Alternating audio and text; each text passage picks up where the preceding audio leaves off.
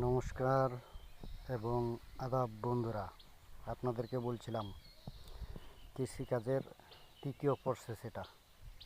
এই যে আমার বীজ, এটাকে বাড়িতে সংগ্রহ করে জমিনে দিয়ে দিয়েছি। বর্তমান দেখছেন দুই একটা করে ট্যাগ দিছে এবং দুই একটা এই পর্যন্ত ট্যাগ দেয়নি। এই যে দেখতে পারতেছেন, বর্তমান বলা চলে শুরু। এটা বড় হলে চারা করে তারপরে ধানের চারায় রূপান্তর হবে।